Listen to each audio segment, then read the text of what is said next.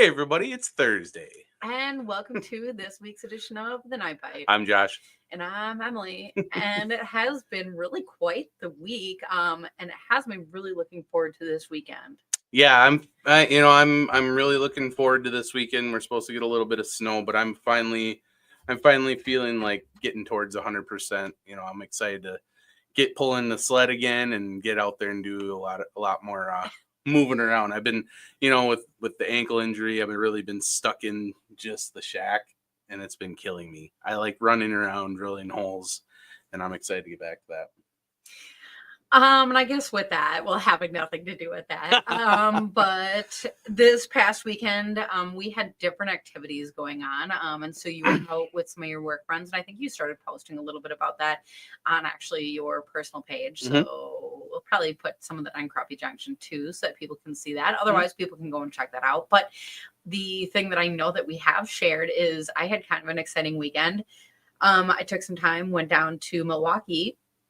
And there was just off of Lake Michigan, an event that goes on each year called the Trout Out. And so it is a group of people who put this event on. And I think it has kind of a big history of how it started. I don't actually know the whole history. So don't ask me for that, or maybe we'll have to interview those guys one day. But the nice thing is that when you have an event that you can have people come to, and this is actually, you can almost talk about this a little bit, but like when you have people all meet on the ice and come together, you all get to learn new things and try new things. And that was exactly what happened in my case. Is I have gone out. I was going to say I've gone out and I've caught a million fish. And that sounds ridiculous, and I hope you know what I mean when I say that, right? But I went and I targeted a totally different species. And so once a year, usually together, we'll go to the Trout Out. And we spend some time, we set up our rods and bring the jigs and all the things that we think that we're going to use for trout. And usually we don't do that well. But I guess the funny thing is we've talked about this on the show before. Each year we get like a tiny bit closer to catching one. And last year you got one all the way. I had a steelhead. I jigged a steelhead almost all the way up the hole, and then it's popped out of its mouth and it swam away. That's close. So this was the year, and I was refusing to admit that, because whenever you go into a day 2 cocky is when you don't catch fish, right? But I was told bring your walleye rod, and that really blew my mind. And people were teasing me for having a little rod, but those JT rods, that Gold Digger held its own. Yeah. But what happened is I was just jigging a little spawn sack, and so and then bam, there was a mark. There was a mark on my graph. That's what happened. And I thought it was just above where my jig was. And so I went and I pulled up a little bit, and then I could feel the weight. And so I set the hook, but I had reached the top of my reach. And so I stood up and I reeled down as fast as I could, and I set the hook again. And it was a bit of a fight, and all the people around me were so kind. Being the Trout Out, there was so many friendly people. And so they came over, they helped pull the transducer from the hole. We could all tell that this was like a pretty big fish. And to be honest, it was clear enough ice. We could see it swimming right under us. And that was so exciting. And then the nice thing is that these guys were there. They helped me get this fish right out of the top of the hole once we got it that far. And it was so exciting. It was so exciting to be able to finally catch one of these trout, to go out there, put all this knowledge, all these years to use. And so that was awesome. Yeah, it looked like a bunch of fun. Unfortunately, I couldn't make it this year. We had to bump up our office trip. So the office guys, we all get a VRBO just north of my house. It's almost like a mini staycation. A lot of us out of the office fish around here all the time, and we just get the little cabin for the weekend just so we can hang out. It's always fun for me because it's a completely, I'm not a huge tip up fisherman. I do some finicky foolers with the snare rods and stuff, but overall, I always learn a whole bunch from the guys at work, because they always have their tried and true methods. And, it's important to just keep learning, and these guys it always seems like they bring up something that I'd never seen or whatever. And it's just a fun time, and it's good to just be out fishing and relax. And as you guys, if you watch my profile, you could kind of see that I started out posting and I just kind of got lost in the weekend. So it was fun. I got to talk with Emily right after she caught her fish. It was so exciting. And then all of a sudden, crickets, because she's having fun with all the people down there celebrating that fish. So that was pretty fun. And we have Excuse a me. few people in the comment section that are still commenting on that. So Eric is saying Lakers and Big Green Lake. Mhm. And we were talking about events. I actually think I saw on their Facebook page that they have an event that's coming up. And so if you're looking to try something new and get out, I think there's quite a bit of ices here on Big Green Lake. So it might be the time to do that. If not, check out your other local lakes because there's so many different events going on during ice season. And so go and find what's out there local to you because that's always fun. And then let us know because maybe we'll show up there too. Yeah, that would be fun. And actually, I think that we might even hear about an event going on later this evening. Well, I don't think the event is this evening, but we're going to hear about it this evening because we have actually a few guests. So I think let's bring them on to the show. And this all kind of started with and your ice hole heater, and this has kind of evolved to much more than that. So I think we're going to start with some introductions. Steve, can you tell us about yourself? And then we'll go, I was going to say, go around the room. Yeah, sounds great. So my name's Steve. I'm the owner of iceholeheater.com. I have a couple different awesome new innovative ice fishing products, stick-free blocking for your wheelhouses, and ice hole heater so your tip-ups don't stick. If you have any freeze-up issues in your house, you can use them there too. And then a standard basic cover. I've been fishing my entire life. Maybe had to chisel a couple tip-ups, and here we are. So that's basically the long and short of it. So. And I'm Karina Bauer. I am the founder of Wheelhouse Warriors, which is a nonprofit organization that gives back to veterans, active military, and first responders. And then they're doing an event this weekend, so I was like, well, I'm going to do this anyway. So I was like, well, you want to come along and at least promote it up there? It's an awesome organization. If you haven't checked I've been them out. hauling stuff all day, and he's like, hey, I'm going on a podcast. Come with me. And I was like, okay. and the event this weekend is at Dickey's on Lake Mille Lacs, our flagship in Lake Mille Lacs. So. Yep. So we're at MSA flagship out of Dickey's, and we're having a little fishing tournament this weekend for walleye and perch. And then because the ice was so horrible last year, and our vendors donated huge last year, and then unfortunately Dickey passed away. And so then we had a benefit for Dickey, and I hit my vendors up again. So I just didn't have the heart to ask anybody for donations again this year. So we had a few donations come in, so we're just doing a free giveaway. If you show up, you get a ticket, and we're just going to have fun, hang out, do some fishing. So. And you want some of my gear too. I mean, it's pretty sweet. So, but they're a great organization. Make sure to check them out if you haven't already. So. Yeah, we're trying to do good things. We donated 8 service dogs so far, and we've taken over 300 and some veterans ice fishing. So we're excited about those numbers, and we hope to continue to do more. We also try to support families that are left behind when their spouses are deployed, whether it's paying for their child care or utility bills or anything that they may need help with while their spouse is deployed. We try to support the people at home. So awesome. Yeah. So I thank you guys for having me. I'm going to probably dip out because I am setting up a booth and people are in line. My son's already come and bugged me a few times about, Mom, what do I do? So I really appreciate you guys having me on and introducing me, and I hope to see you guys again in the future, and good luck with those. I really need these for sure. So Okay. We are going to let you go, but hang on. If people are interested in your event, how do they find out information? Like if they're going to plan their trip? Sure. You can just go to Facebook and look up Wheelhouse Warriors, and all of our event information is right there on our Facebook page. So I continue to post everything, our schedule. The free drawing is tomorrow at 3 p.m. here at MSA Flagship on the Lacs. And yeah, we're just going to hang out and have some fun. Awesome. Yeah, I'll probably be here on Saturday too. If you guys want to. Yeah, he'll be here selling stuff, so you can come see him and buy your stuff. Yeah. Yep. We'll have swag. We have They got hoodies tons and of stuff. swag too.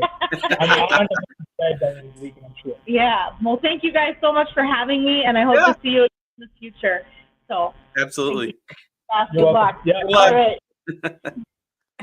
And then of course we got Danny, who is one of the guides, brand new guide on Mille Lacs. He's a hot hand. I mean, he's got pike hands. He showed them to me the other day. He's just been smoking some fish. And he's been running some of my gear too. So he's got some great feedback on that as well. So that's Danny from Whispering Pike Guide Service based out of Ohio. Yeah. So yeah, I'm one of the newest guides on this lake, but don't get that wrong with not being on fish, because every single fish time we've caught fish, more than 10 northerns per trip. So biggest being 46 and a quarter this year. Oh, that's Oh, a good wow. one, yeah. Yeah. And many 40s. So if you're ever in Isle, come out to Castles Resort and we'll put you on fish. That's awesome. That Well, and is I awesome. have to ask, we were hearing a little bit about that event. So if people are coming out to that, I mean, do you have any insight on ice conditions out that way? And like by Isle, Yeah, Ice is great. Or We're like pushing Mille Lacs. about- Like, I'm far away. How's your ice? we're pushing about 3.5 feet, Oh, 3 to 3.5 feet of ice. So plenty of ice. But it's still a good idea, probably, if you're not familiar, to get the passes, use the roads. They have the Mhm. bridges out because I graduated in Malacca. I fished Mille Lacs a little bit during my younger years, and that lake gets cracks just like old Lake Winnebago around us. It's a big body of water that wind pushes up. So even with 3.5 feet, you can get some big cracks out there. Oh, big time too. So I was up at Garrison Sports, and the call came in across the radio. I was there, like, no more traffic. The ice road was opening up, and they got to move the bridge. So that was just last week. Yeah. So they're one of my bait stores. But so Wayne up there is awesome. Yeah.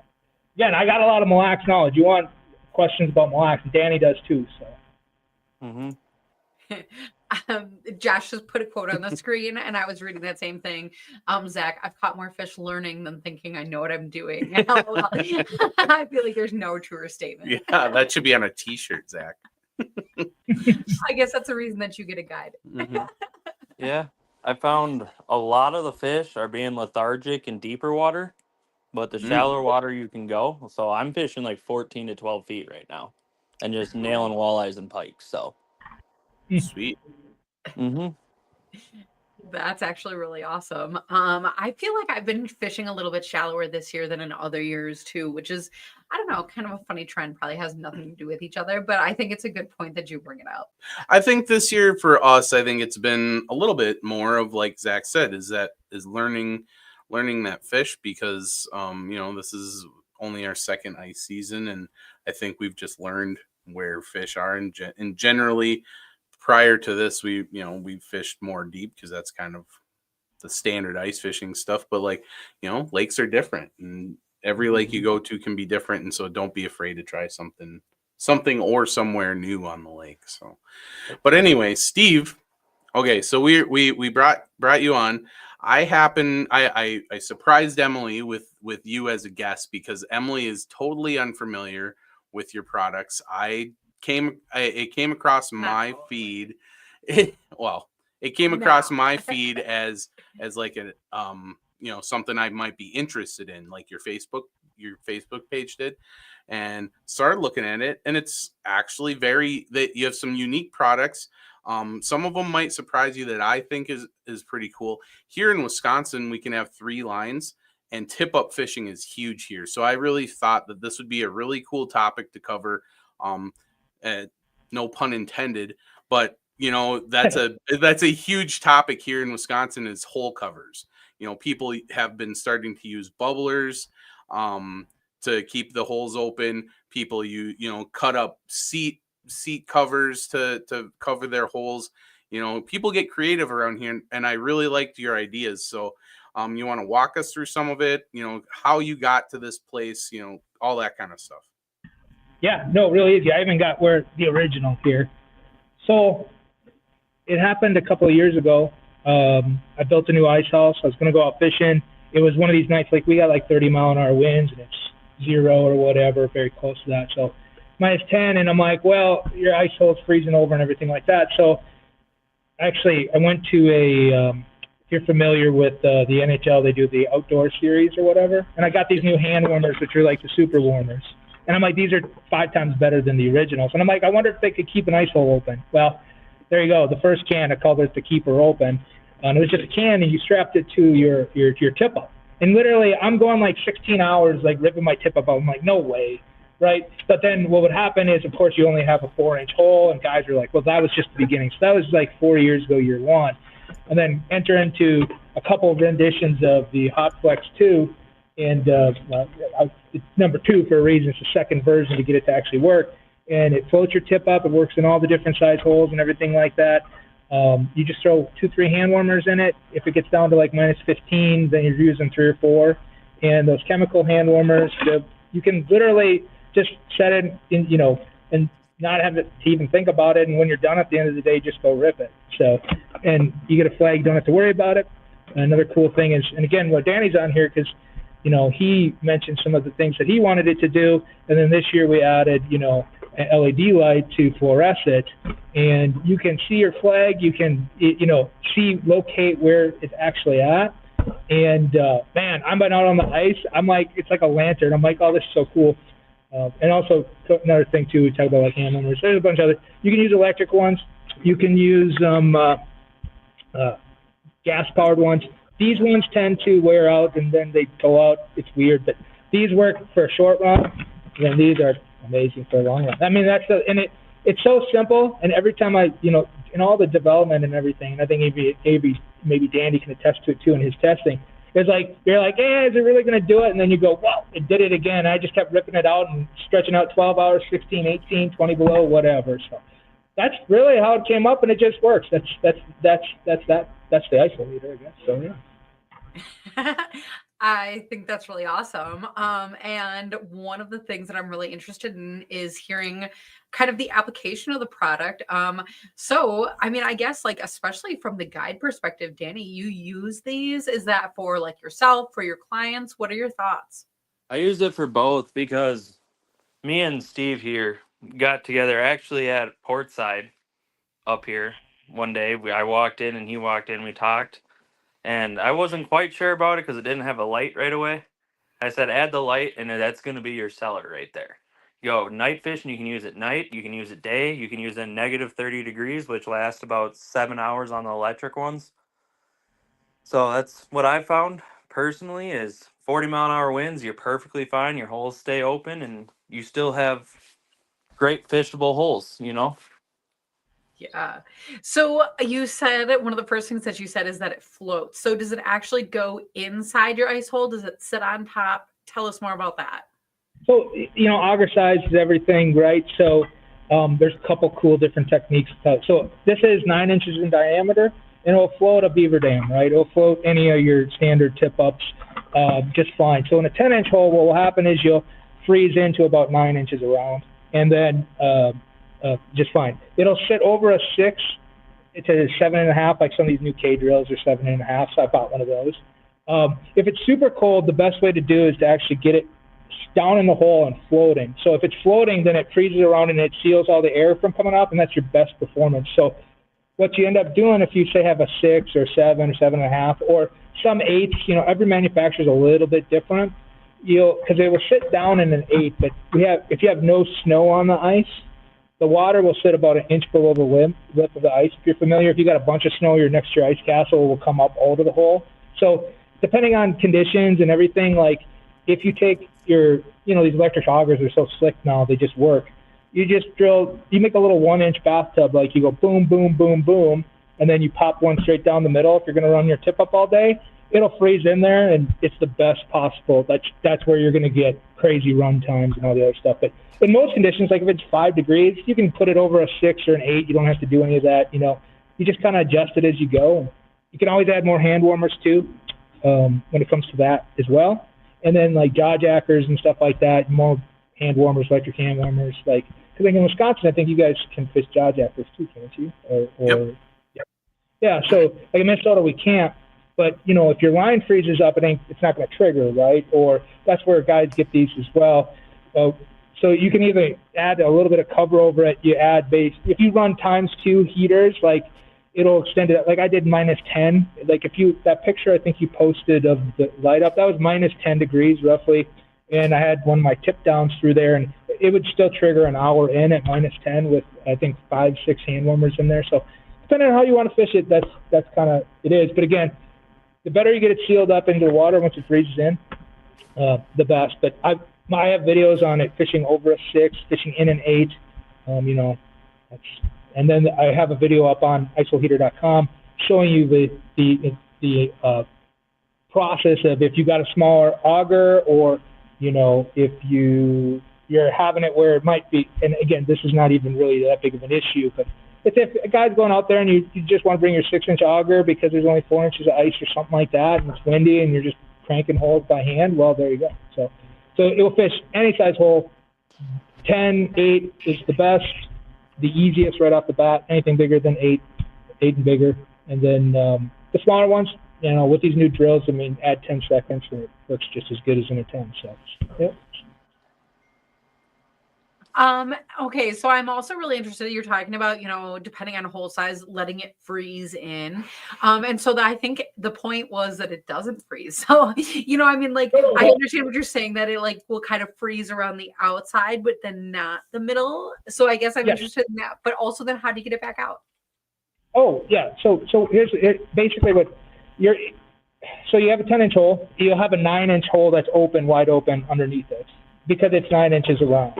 So everything around it will just kind of lock it in. I call it like lock it in, right?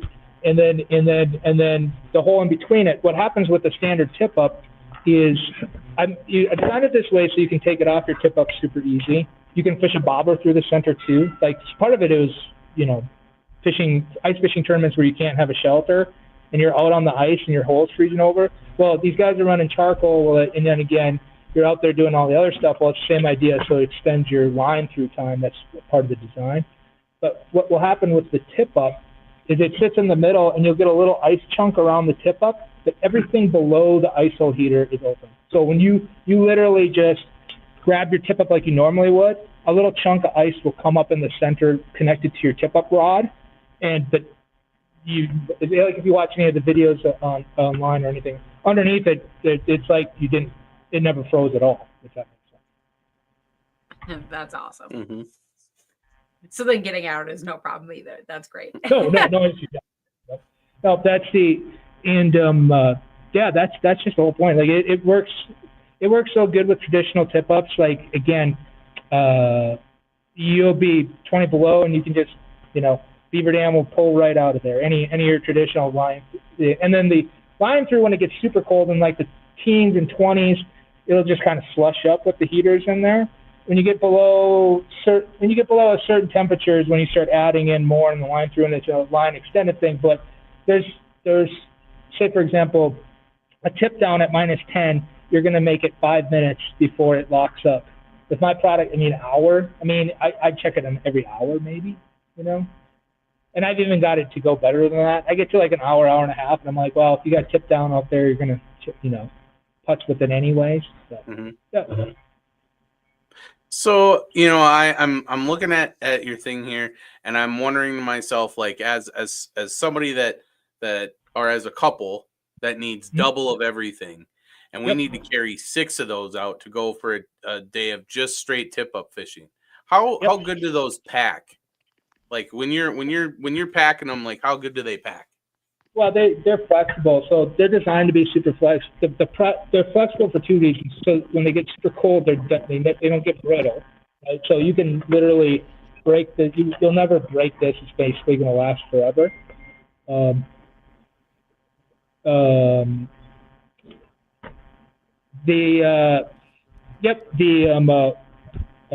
me 1 second, Danny. Danny has to get back to plowing. Is there anything, Danny, you want to add about any of that, or like packing, how you fished it, or anything you want to add before you get back to the lake there? Basically, on really cold days, you know how you have to go out there like every 15 minutes and open your hole back up, you know? With this, you can let it sit for hours and hours, and it still be one like little tiny kick, and it's free. That's awesome. That is awesome. So, yeah, I'm sorry, but I got to get back to plowing. So, No, I you're totally good. get it. But hey, while you're here, do you still have guide dates available for this year? oh yeah, I'm still open. So, And what's the best way for people to get a hold of you? on Facebook, Whispering Pike Guide Service is my page. Awesome. Well, thank you so much for all of your input and good luck out there tonight. Thank you.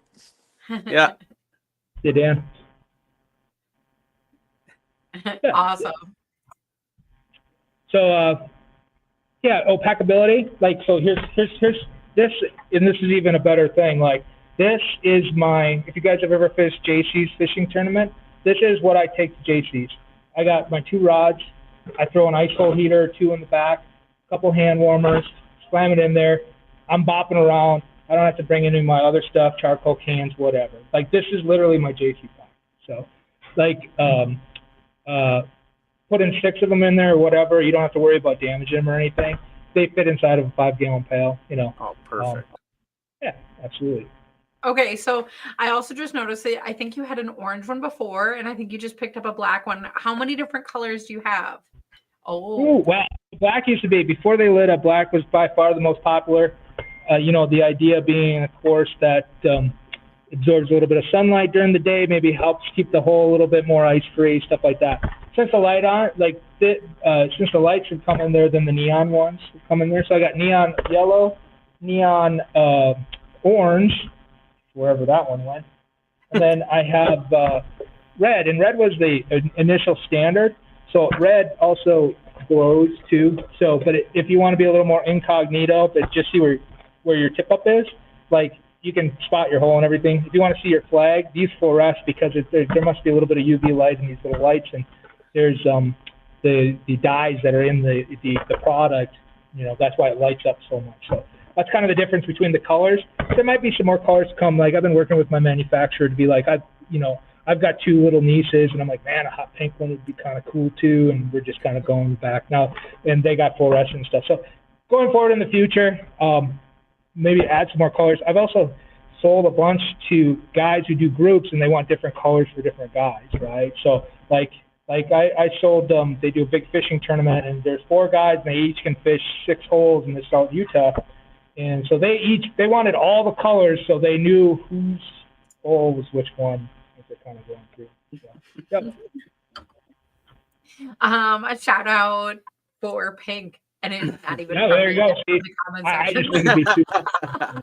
But so I'm sitting here thinking, you have the LED capabilities with this, and like I was saying earlier in the show, I went out with my buddies. We did a bunch of tip up fishing.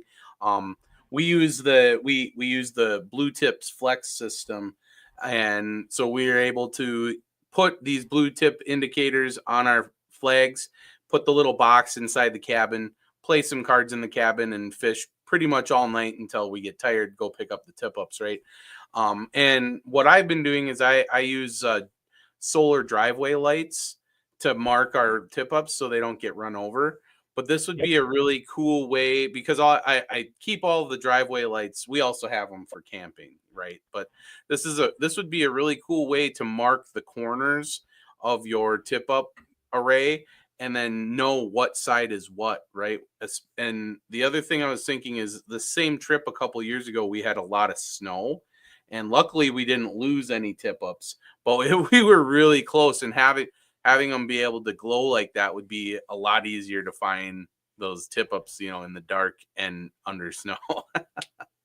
Well, I think and again, that feature, oddly enough, my goal was to make it work as long as possible, as best as possible, so your tip ups don't get stuck. So you fish all day, and finally you get a flag. You're not running out there with a stuck tip up chisel, fish feeling it, everything like that. You're just ready to rip it. And again, the addition of that is just awesome. It's the same idea. And up on the pond, we got 40-mile-an-hour winds. It gets super cold here. In those tip-up alarms that you're talking about, it's basically, if you know that you can leave it out in any condition or 10 below or whatever, it's like having another rattle reel and spread it out, especially when it gets super cold up here. It gets super cold up here, the bite gets a little bit light. But if you're spread out, and even if you got your generator running too, like you can get outside of your generator noise and stuff like that too. Right? So it just opens up cool opportunities for in different ways to fish and make it super easy. You can see exactly what you're saying. You see what's going on. You don't have to worry about it getting frozen. There you go. So that's your Hot Flex 2. You have a couple other things on your website. You want to walk through those? Well, these are brand new, and so it's really cool stuff. So part of the being with the Wheelhouse Warriors here today was donated some of my new blocks, and it's similar polymer, but part of the reason why this works so good is it doesn't stick to the ice at all, which led to, well, wait a second, your 2x4s always get stuck to the ice, to the introduction of our flex blocks, which literally just, you don't have to chisel them. They just slide right out. They literally pop right out of the hole, or out of where they're at. Super durable, and yeah, I mean, that's really simple. And then the other product that we got here is, because, and again, and I think I watched one of your videos where you have a thick rubber mat that you use for your tip-ups, I think? Yeah. Yeah. Same idea, because those foam covers get brittle when it gets super cold. So I was always doing tests versus my ice hole heater, and I ripped one out of my bucket and it broke in half. It was like -5 or -10. I'm like, well, I can make something that will last forever, and that's our cold flex cover. You can literally put it in your portables and you can stand on it. Your kids aren't going to fall through it or anything like that. It's flexible too, but they get a little bit, they stiffen up super, once it gets below freezing. I'm 200 plus and I can jump up and down a 10-inch hole and not go through. So that's my 2 new product additions this year, along with the LED addition to the Flex 2. So you check out the videos on these bricks, and I was gonna one of my other guys who runs Ben, who runs out of the Brainerd area and up towards Pelican and stuff. He runs rental houses, and he's just like, man, these are so awesome that you don't even know. Because he's like, well, if I forget my chisel, well, then he's like, I'm running back to go get my chisel, come back.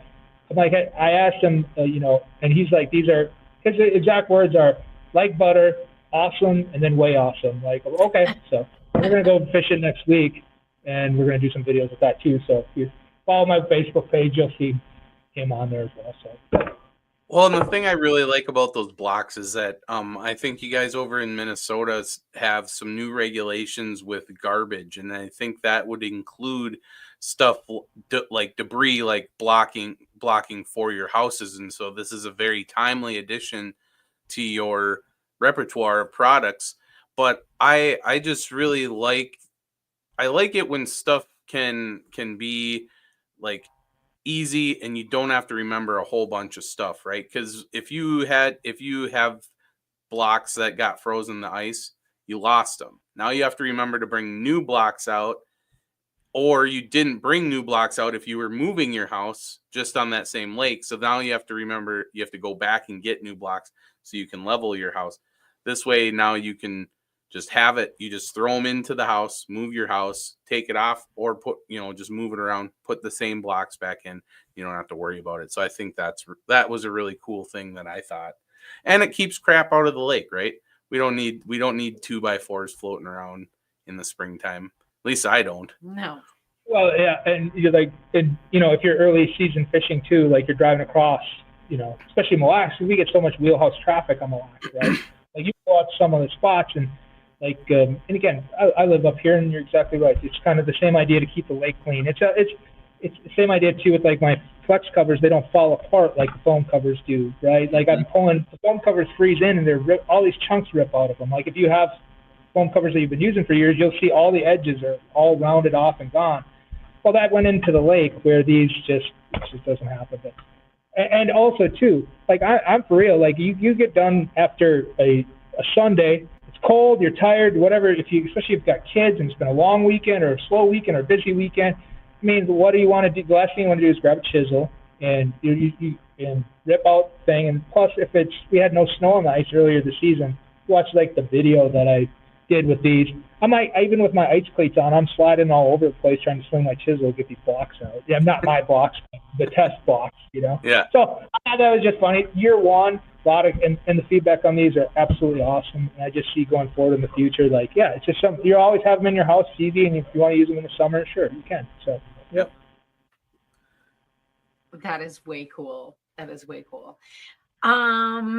Awesome. So one of the things that I heard earlier in this episode is that you are currently at the event on Mille Lacs Lake with Wheelhouse Warriors. And so for people that were interested, they can go and check that out on that Facebook page. Do you get involved with other events? Like if people want to come and find you and your products, are you going to be other places this ice season?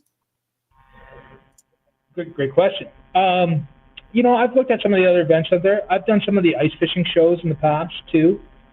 With introducing 2 new products this year, it was so busy getting everything ready, and I didn't do any of the local ice fishing shows. Like, certainly you'll see me in the future, different ice fishing shows around there. I love doing, donating stuff to charity events and stuff like that too. It's part of the reason why I do what I do. Super fun. So throughout the summer, my summer business is Cabin Customs, which I do cabin artwork as well. That's metal work and everything too. So the Brainerd area, some of the great charities that you should really look into. So Fishing Has No Boundaries out of Wisconsin. If you're familiar with the Hayward area, I usually try to donate some stuff to them every year too. So if you're into some of the charity stuff, it's awesome, a good organization. And then golly, I'm trying to think of the events that I do. Those are just some of the other ones. I try to post some of that on my Cabin Customs website too when they're doing charity auctions of my other stuff. And then, I'll be at Fishing for Ducks too. If you guys ever do, you're from Malacca, you ever do Fishing for Ducks? Never did it. I know what you're talking about though. Yeah, great tournament. Obviously, Fishing for Ducks is Ducks Unlimited charity. I think it's their biggest fundraiser for an entire Ducks Unlimited. It's a super fun tournament. Usually pretty fun. I mean, I think we can catch an eel pout 2-3 years ago. Won the $20,000 or whatever. So I usually set it right across the blue. So I will be at Fishing for Ducks in 2 weeks, barring it being a blizzard or something like that. That's awesome. And so if people are otherwise looking to see your products in person, if they're not going to bump into an event, how else do they find you? Great. So Outlet Recreation just got, and this is also breaking news here on the Crappie Junction podcast. So Orange in my box is not available online yet, but I was waiting until Outlet Recreation rolled them all out. So they're an Ice Castle dealer. I think they got 6 to 8 locations throughout Minnesota. So you can, they're in all their Ice Castle dealers right now. Malacca Freight has my ISO heaters. So if you're coming up 169, Malacca Freight has my ISO heaters and both sizes of my flex block. So I make a slim block. So when we had no ice, or we had no snow earlier the year, then you got less to try to pack in there, and then you're still not getting stuck. So you're usually drilling ice holes around your ice house to get the slush up so that you can, pack your ice house in. So Malacca Freight online, Johnson's Portside, Garrison Sports, and there's more coming with these because they're brand new, especially. So any of there's be a very good chance in the future that wherever you go pick up your wheelhouse that you're going to see some of these. And then we continue to try to add on more bait stores every year. So a lot in the Mille Lacs area because that's where I'm from. But you're going to see more and more of that coming this next coming season. So. That is awesome. Okay, while we're still here together, I also have to ask, you were mentioning your other company, was it like Metalworks? Shout out to your other company. What is that again?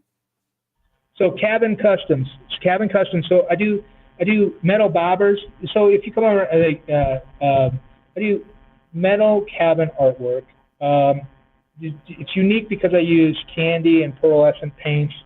It's some really cool stuff. That's cabincustoms.com. That's kind of my summer business. Oddly enough, getting ready for this, I'm putting my bucket of ice fishing stuff together. I didn't bring anything, but oh no, that's okay. We put you on the spot. No, that's no problem. But again, it's something. This is my winter gig, and then you got a summer gig, and this is turning into more of a year-round gig, just because ice fishing comes up so fast, right? Goes fast, but comes up. And I can see, excuse me, on our other screen that Josh is pulling up your website. So maybe we'll even try to post that one as well, because like you said, we're kind of here talking about ice fishing, but you never know what kind of stuff people are interested I in. love So, fishing. yeah, this is kind of awesome. Well, and there's I call it castle candy, right, for my artwork. Like, so I will show, when I go do some of the ice fishing shows, I'll bring my artwork too. So, it's just, it's nice stuff for that too, if you're decorating out your wheelhouse, like, or a lot of people around Wax and all the other areas, they'll have their ice, you got a camper ice castle or ice camper fish house, and then it just sits at the resort and they decorate it up, and then on the winter it goes out in the lake, right? So it's kind of a nice combo thing. And if you can tell, I like fishing a little bit. So. Oh my gosh, that is awesome. And some really cool stuff on that website. So hopefully people are going to go and check that out for sure. Mhm. And I was going to say, we posted up your websites, and can you remind us where people find you on social media? So Facebook is my main one. I have Instagram accounts, I think, for both my stuff too. I think they kind of link together. But so social media wise, if you Google ice hole heater, my website should be the first one that comes up, and that's just iceholeheater.com. My bricks, my flex covers, all there. And then my @ sign on Facebook is @iceholeheater, and then my @ sign for Cabin Customs is just @Cabin Customs. Perfect. And then it's cabincustoms.com. Yep. Awesome. Well, this has been so much fun. Thank you so much for being here to talk about all of this with us tonight. Oh, thank you guys. And thank you for, I know it's last minute that bringing in the other part of the crew, but I just thought, well, why not? It was sounds like so a good idea. Yeah. Emily likes to party, so the more the merrier. You never know. But we have lots of cool websites to check out, lots of cool products to check out, and hopefully we are going to end up seeing them on the ice sometime. So I guess thank you so much for being here this evening, and to the people at home, thank you guys as well, because that is always a big part of the fun. And I guess with that, we'll see everyone on next week's edition of The Night Bite. Night, everybody. Yep. Good night.